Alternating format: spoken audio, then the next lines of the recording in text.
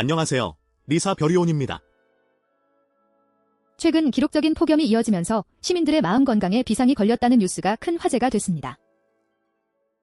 이 뉴스를 접하고 많은 분들이 개인적인 어려움이나 일시적인 현상으로 생각하실 텐데요. 맞습니다. 아, 날씨가 너무 덥네. 다들 힘들어하겠지 정도로 여기는 경우가 많죠. 하지만 겉보기에는 단순히 날씨와 정신건강의 문제처럼 보이지만 리사의 관점에서 보면 이면에는 더 깊은 구조적인 문제가 숨어 있습니다. 정확합니다. ISO 심사원 관점에서 이 뉴스는 명백히 시스템, 특히 비형 안전 취약형 병목을 보여주는 사례입니다.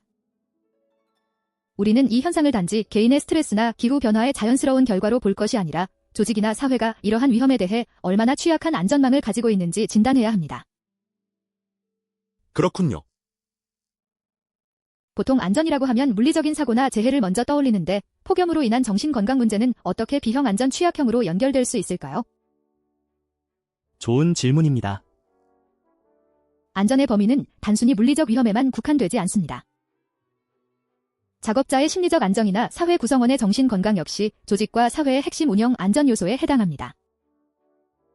폭염 같은 외부 환경 변화가 예측 가능하고 반복적이라면 이에 대한 위험성 평가와 예방 및 통제 시스템을 갖추는 것이 필수적입니다. 맞습니다. 폭염은 이제 일시적인 현상이 아니라 매년 반복되는 예측 가능한 재난의 영역으로 봐야 합니다. 만약 조직이 이러한 예측 가능한 위험에 대한 충분한 위험성 평가를 수행하지 않고 작업 환경이나 사회적 시스템 내에 그에 맞는 예방 조치나 통제 메커니즘을 구축하지 않는다면 이는 곧 안전 취약형 병목으로 이어지는 겁니다. 작업자들이 불안정한 환경에서 일하거나 시민들이 사회적 지지 없이 어려움을 겪는다면 그 자체로 안전이 위협받는 것이죠. 그럼 제조업 현장에서는 이런 비형 안전 취약형 문제가 어떻게 나타날 수 있을까요? 예를 들어주실 수 있을까요? 물론입니다. 한 제조업체 A사의 사례를 들 수 있겠네요. 여름철이면 생산 라인의 온도가 급격히 올라가 작업자들이 온열 질환을 겪거나 집중력이 저하되는 일이 잦았습니다. 대표님은 매년 선풍기를 더 놓고 휴게 시간을 늘려주는 정도로 대응했어요. 그런데 이는 근본적인 해결책이 아니었겠군요. 단기적인 대응은 문제의 본질을 가립니다. 결국 작업자들은 불안정한 환경에서 작업하게 되고 이는 생산성 저하는 물론 품질 문제로까지 이어질 수 있습니다. 정밀한 공정에서는 작은 집중력 저하도 치명적인 오류로 이어질 수 있으니까요.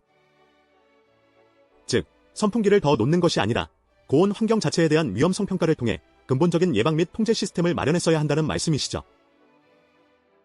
정확합니다.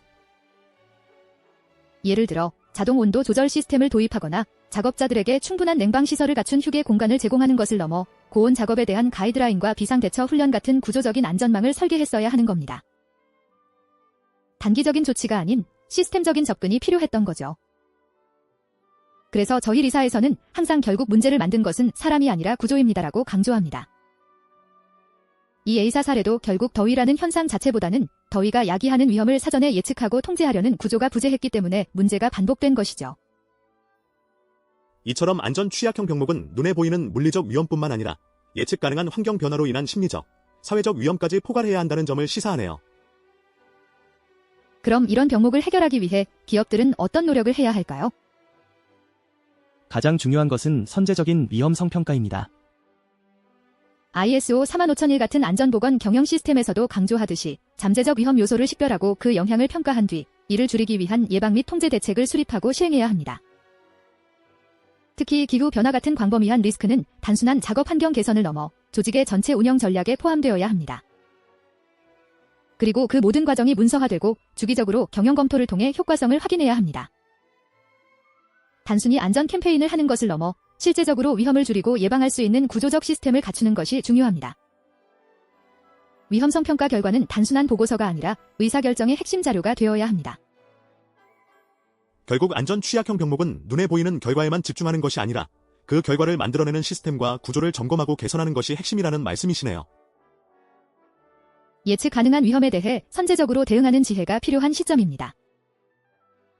맞습니다. 좋은 회사는 사람이 아니라 구조가 일합니다. 위험을 개인의 몫으로 돌리지 않고 시스템적으로 보호하고 관리하는 것이 기업의 지속 가능한 성장을 위한 필수 조건입니다.